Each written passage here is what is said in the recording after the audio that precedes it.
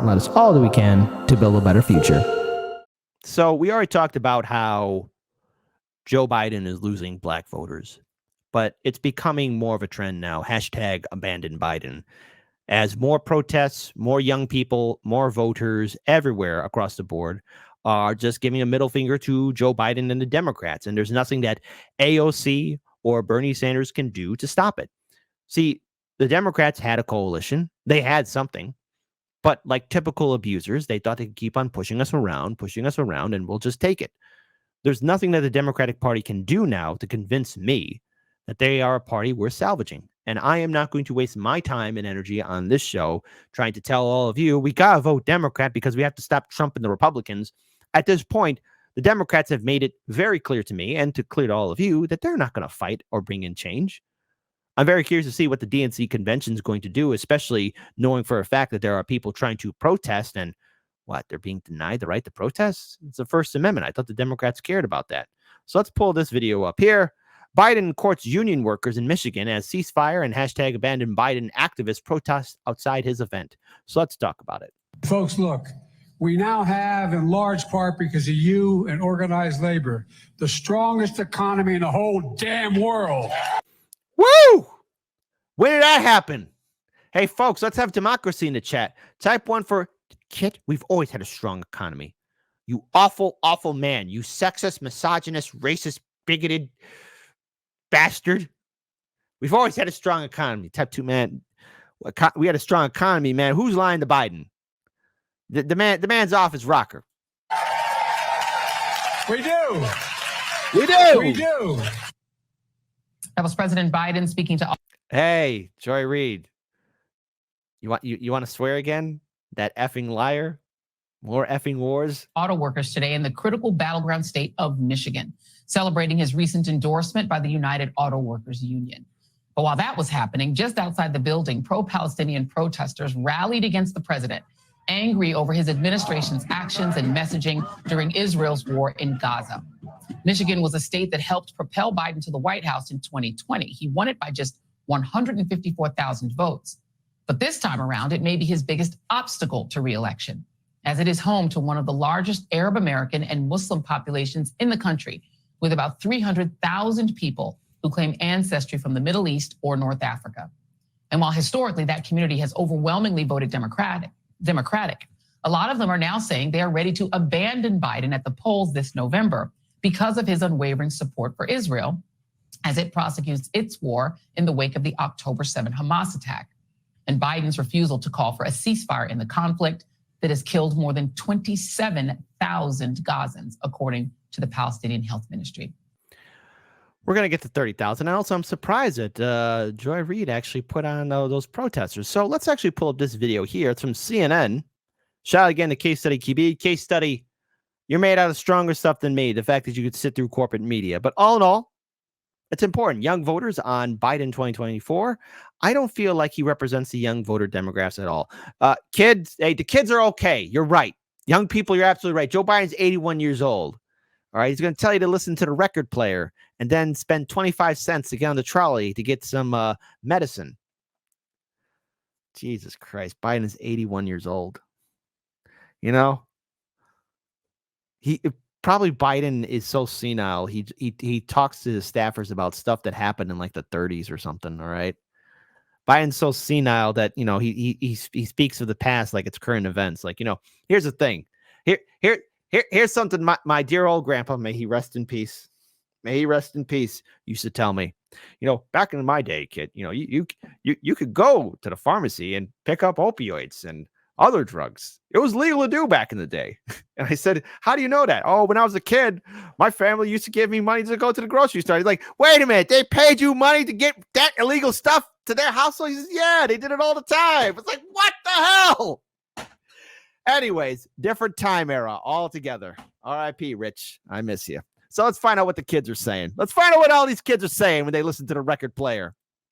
Listen to the record player, right? I don't feel like he represents the young voter demographic at all. It's the first time Imani Williams and her friends can vote. Dante Parker said a vote for Biden is hardly guaranteed. We've been stuck in this system for far too long. Maybe we need to venture outside of it to really make some progress now. The Biden campaign tells CNN it will draw sharp distinctions with Trump and earn the support of voters concerned about their rights, their pocketbooks, and our democracy. We are not happy with Biden, but we understand that the other option is not an option that's favorable to us.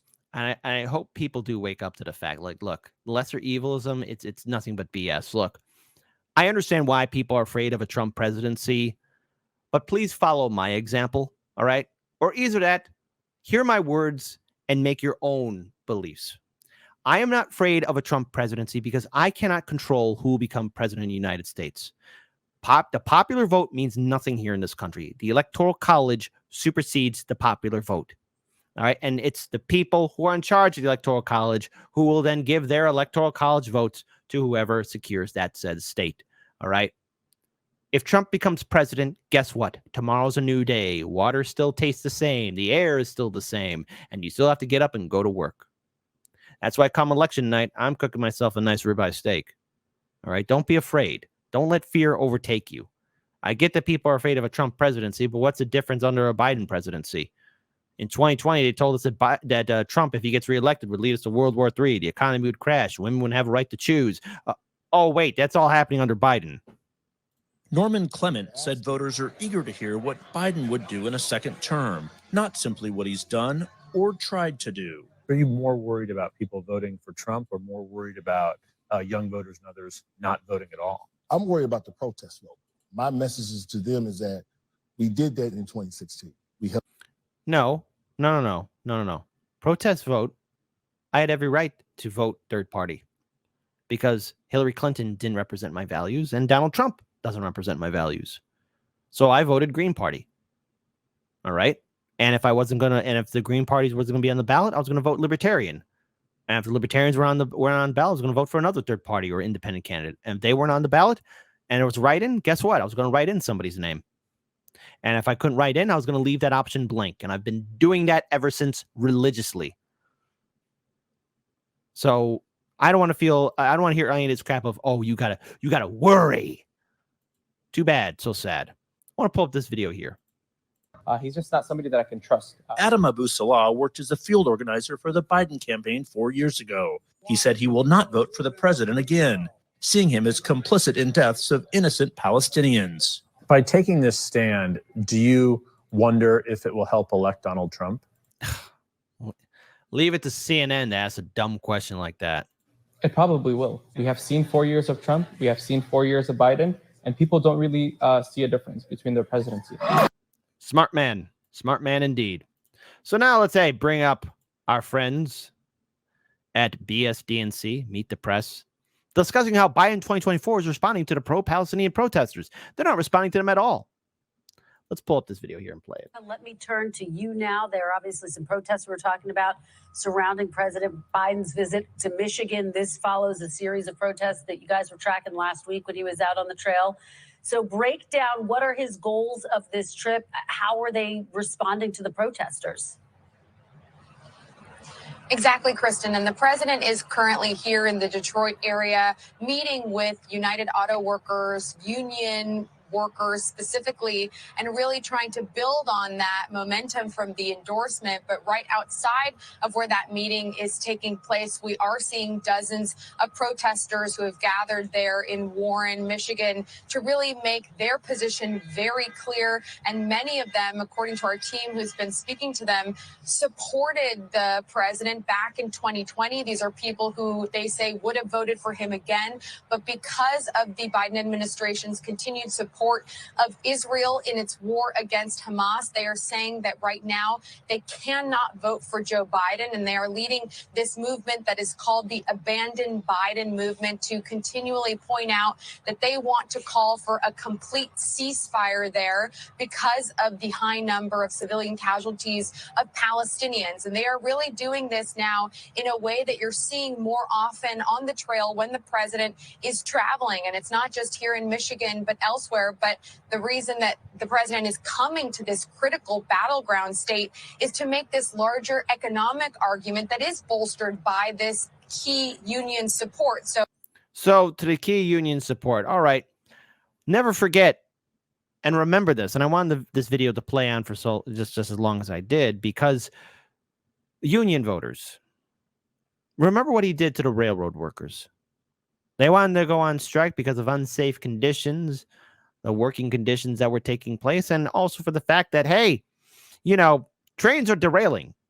Never forget what happened to people of East Palestine, Ohio. I mean, has Biden ever visited that place yet? The answer is no, he has not.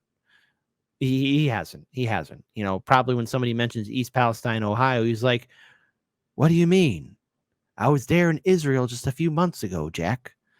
But nonetheless, how is this economy improving when we still hear about Americans struggling to pay the bills, to buy food, to get medicine, or do anything else? Heaven forbid somebody has an emergency. Does anyone have the money or resources to actually deal with something like this?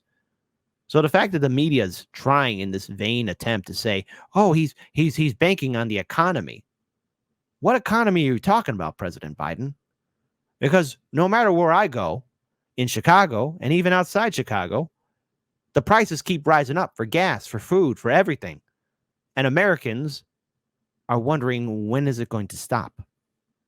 So you really see the president here trying to navigate the complexities of wanting to build on that domestically while really dealing with the foreign policy implications of his own decisions with voters that he will need if he wants to win a state like this or a state like Wisconsin. So you're really seeing both of these things and these competing interests on display here today, Kristen. We are, and as you've been talking and giving us your great reporting, Monica, we've been watching live pictures of those protesters, some even holding signs that say, quote, Genocide Joe, which underscores, Monica, I think, the breadth of this political problem for President Biden. I've spoken to some of these supporters who say, look, one-time supporters, I should say, who say they cannot see themselves going back to President Biden.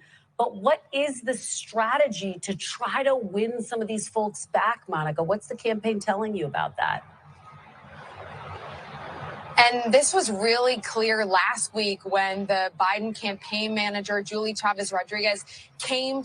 Here's what I want to tell people who are protesting against Biden. It's okay to protest. It's okay to be critical of President Joe Biden. They made a lot of promises in 2020, and I understand the fear of Trump. Don't be afraid of Donald Trump, okay? He's just some dude who probably doesn't even know you exist. I understand what would happen under a Trump presidency, but remember, when he got elected into office, all these terrible things were happening under Barack Obama too. Corruption, abuse of power, war crimes, people being in prison, all that kind of stuff. So when Trump got into office, not to give him an excuse, but he could walk in and say, hey, it was like that when I got here. The kids in cages happened under Obama. Right? The people who caused the economic crash, well, they got away with it. You think Trump was going to do anything to stop them? No. Same thing for the people who led us to the war in Iraq. Obama said, we got to look forward. Oh, folks, we got to look forward. Can't look backwards. It's the same Barack Obama who said, we can't codify Roe v. Wade. It's not politically smart to do right now. And there's a reason why they didn't codify Roe v. Wade. It's because it was good fundraising money, baby. That's all it was. That's all what it ever will be. Good fundraising money. Money. That's the key word. Because they would cause all the liberals to be afraid. Oh, we got to donate to Democrats so that maybe someday, they'll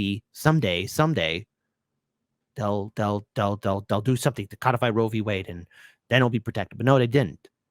No, they didn't. As soon as the Supreme Court got rid of Roe v. Wade, what's the first thing the Democrats did? Probably all of you got an email saying, hey, can you donate $5 so we could stop Trump?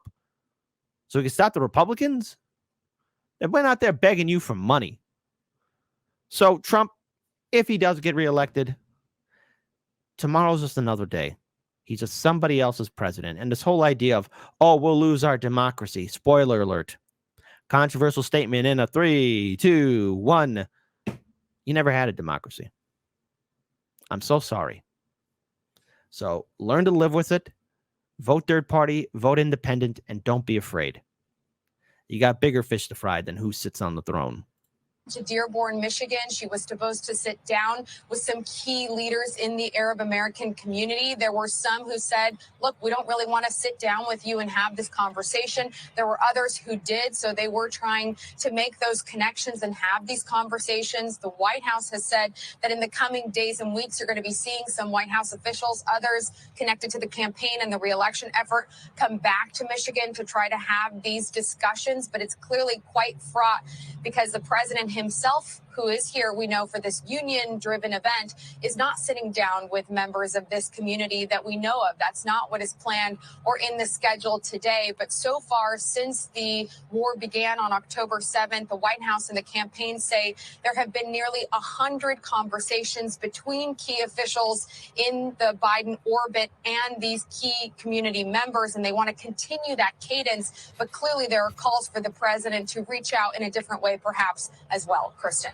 Yeah, that type of outreach could be key. There's no doubt about that. Yeah, no Let me- doubt. No doubt. No doubt. Jeez, Jesus Christ, corporate media. Can you be more boring? So when we look at the fact that the hashtag abandoned Biden is gaining traction, why is that?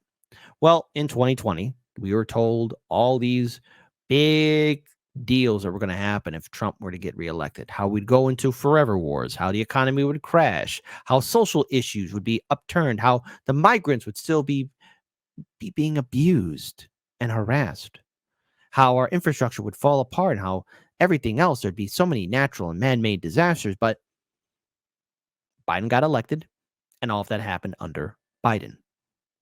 Now, Trump is no saint, and I'm not expecting him to fix anything because that's not what's going to happen. You know, we are a nation in decline, and we are ruled over by sociopaths, both the Democratic establishment and the Republican establishment. I've said it before, both parties, they don't respect us. They're not going to represent us. So why would they ever stick their necks out for us? They're not going to do that. And Biden and his administration and their actions and policies, they did this to themselves. It's not my fault that they failed to recognize the overall truly advantage situation that they had. They could have, in theory, done a lot of good things to make our lives better. They could have done this. They could have. Again, that's the key word. They could have if they wanted to, but they chose not to. They chose to take a different path. They chose not to fight for us because these politicians will never, ever fight for us. Now, Biden and the Democrats are trying to guilt people, make people afraid, because if we don't support them, then Trump's going to come into office. They're going to guilt you into saying, how dare you vote their party, because that's going to help Trump. That's a vote for Trump. No. I've heard this in 2016, and I've heard this in 2020. I will not stand for it in 2024, and neither should any of you. Hashtag abandon Biden. Yeah, it's true. People should abandon Biden. If he's not going to fight for you, why should you fight for him? It doesn't matter who wins the presidency. Really, it's not. Only those who are foolish enough or still hypnotized by the two-party system are going to contribute to whoever sits on the throne, be it Biden or Trump. But we have to look at different alternatives. I'm going to vote third party and independent, and I'm going to continue to support citizen ballot initiatives because that's what needs to happen.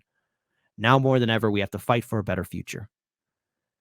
I'm not afraid of Donald Trump. And I'm not going to let the Bidens and the Democrats try and bully any of us into telling us that we got to support them when we get nothing in return. That's a simple fact.